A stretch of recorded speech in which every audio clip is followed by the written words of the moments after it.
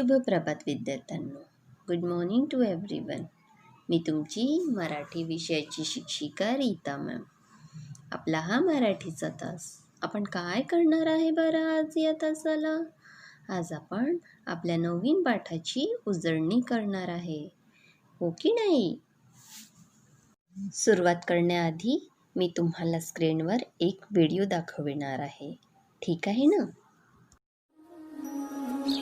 बहुत समय पहले की बात है। अयोध्या में एक राजा हुआ करते थे, राजा दशरथ। उनकी 3 रानियां थीं, कौशल्या, सुमित्रा और कैकेयी। और उनके 4 पुत्र थे, राम, लक्ष्मण, भरत और शत्रुघ्न।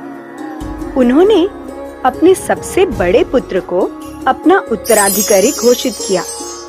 रानी कौशल्या के पुत्र राम को राजा बनते देख रानी कैकेयी नाराज हो गई। उन्होंने राजा दशरथ से कहा, राजन, हमने आपकी जान बचाई थी तो आपने हमें 2 वचन मांगने को कहा था। आज वो वचन मांगने का समय आ गया है। हम चाहते हैं कि आप हमारे पुत्र भरत को राजा बनाएं और राम को 14 साल के लिए वनवास भेजें। राजा दशरथ काफी दुखी हुए, किंतु वो अपने वचन के कारण मजबूर थे, तो उन्होंने राम को वनवास भेज दिया। राम के साथ उनकी धर्मपत्नी सीता और भाई लक्ष्मण भी चल पड़े। तीनों वन में रहने लगे।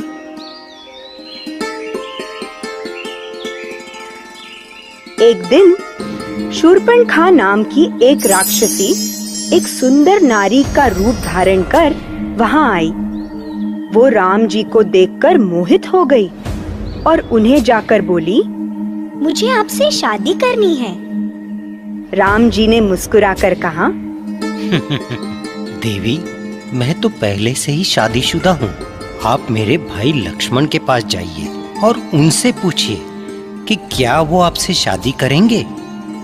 ये सुनकर शूर्पणखा लक्ष्मण के पास चली गई, लेकिन शूर्पणखा का प्रस्ताव लक्ष्मण ने भी ठुकरा दिया।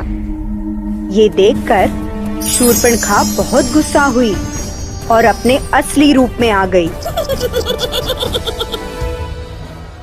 उसने सीता जी को मारना चाहा, किंतु लक्ष्मण ने शूर्पणखा की नाक और कान काट दिए। शूर्पणखा रोते रोते अपने भाई रावण के पास गई। रावण लंका में रहता था और वो सारे राक्षसों का राजा था। उसने अपनी बहन के अपमान का बदला लेने की ठानी। उसने एक राक्षस को स्वर्ण मृग बनाकर जंगल भेजा। उस स्वर्ण मृग को देखकर राम, लक्ष्मण और सीता जी मोहित हो गए। राम और लक्ष्मण उस मृग के पीछे पीछे भागे ताकि वो उसे पकड़कर सीता जी को दे सके। इतने में रावण अपना रूप बदलकर साधु बनकर सीता जी के पास आया और सीता जी को अगवा करके ले गया। राम और लक्ष्मण जब वापस आए तो उन्होंने देखा कि सीता जी घर पर नहीं हैं, तो दोनों उन्हें खोजने लगे। खोजते खोजते उन्हें एक घायल पक्षी मिला जिसका नाम जटायु था। जटायु ने राम जी को बताया कि रावण सीता जी को अगवा करके ले गया है। उसने रावण को रोकने की कोशिश की, लेकिन रावण ने उसके पंख काट दिए। राम और लक्ष्मण लंका की ओर चल पड़े।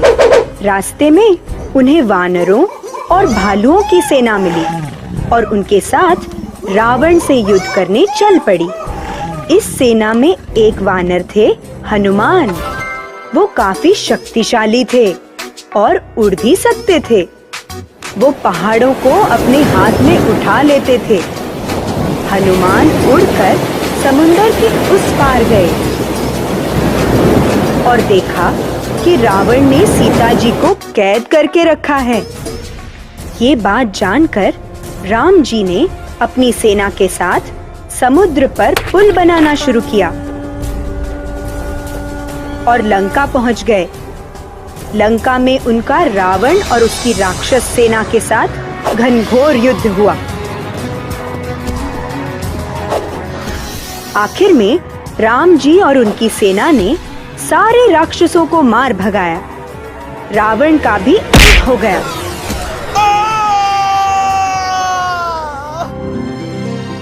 और राम जी युद्ध जीत गए। जीतने के बाद राम जी और सेना सीता जी को लेकर वापस आ गए।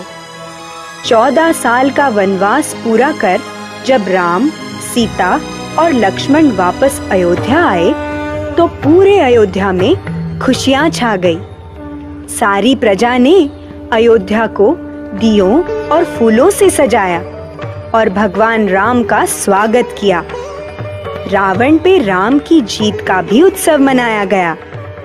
तब से हम हर साल कार्तिक अमावस्या के दिन भलाई की बुराई पर जीत का त्योहार दिवाळी मनाते हैं।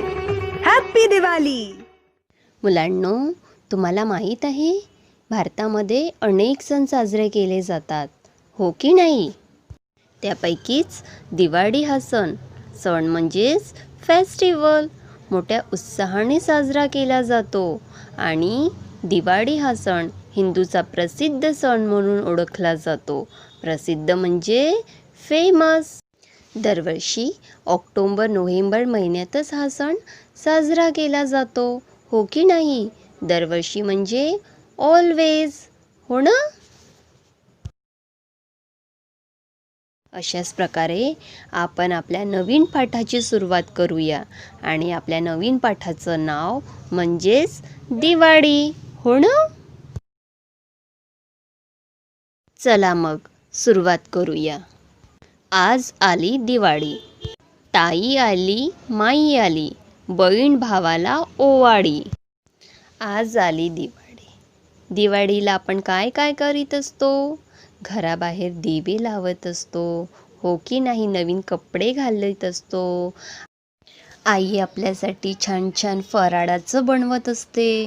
फराळाचं म्हणजेच पक्वान्न, हो की नाही? दिवाळीला आपण फटाके सुद्धा फोडत असतो, हो की नाही? फटाके म्हणजेच क्रॅकर्स।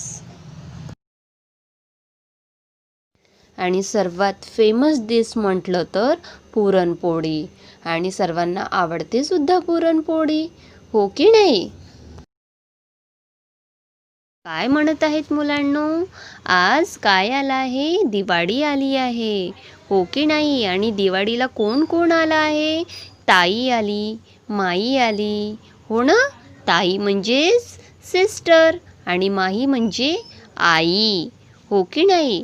आणि बहीण भावाला ओवाळी म्हणजेच बहीण काय करत आहे? बहीण भावाला ओवाळत आहे। जशी आपण रक्षाबंधनला भावाला राखी बांधत असतो, तसेच भाऊबीजला सुद्धा बहीण भावाला ओवाळीत असते, हो की नाही? तर काय म्हणत आहे मुलांनो? मामा आला, मामी आली, आई चकली बनव। काय म्हणत आहे? मामा म्हणजेच अंकल आणि मामी म्हणजेच आंटी। आईला काय म्हणत असतो आपण? मदर, हो की नाही? आईला काय बनवायला सांगत आहे? चकली बनवायला सांगत आहे। चकली सर्वांनी बघितली ना? कशी असते खायला? टेस्टी, हो ना? छान असते ना? सर्वांना आईच्या हातची चकली आवडते ना? मला पण आवडते बरं का? नंतर काय म्हणत आहे मुलांनो? ताई, माई, आजी लवकर या। ताई सिस्टर, माई आपली आई काय खायला सांगत आहे? चकली खायला सांगत आहे आणि सर्वांना आवडते सुद्धा चकली, हो की नाही? छान छान तिखट छान। काय म्हणत आहे? चकली कशी आहे? छान आहे आणि खायला कशी आहे? तिखट म्हणजे स्पायसी, हो की नाही? मुलांनो, काय म्हटलं आहे? दिवस मावळला, चला चला दिवा लावा, पणती लावा। ते म्हणत आहेत की दिवस मावळलेला आहे, म्हणजे रात्र झालेली आहे. चला चला, काय लावा? दिवे लावा, पणती लावा. पणती म्हणजे ज्योत. आपण पणतीला काय म्हणतो? ज्योत म्हणत असतो. ठीक आहे ना? बच्चों, क्या कह रहे हैं कि दिन बीत गया है, चलो चलो दिए लगाओ, पंती लगाओ. इट मीन्स ज्योत जलाओ. ठीक है ना? त्यानंतर काय म्हटलं आहे मुलांनो? समई लावा, आरती करा, दिवाळी आली, दिवाळी आली. हो की नाही? समई सर्वांनी बघितलीच आहे ना मुलांनो? त्यानंतर आपण देवासमोर आरती करीत असतो आणि अशा प्रकारे दिवाळी हा सण साजरा करीत असतो. हो की नाही? बच्चों, कह रहे हैं कि दिवाली आई, समय लगाओ, आरती करो. है ना? भगवान के सामने आरती करते हैं ना?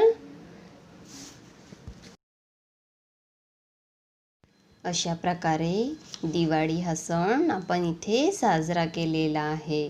सण म्हणजेच फेस्टिवल. हो की नाही? सर्वांना समजलं ना? धन्यवाद.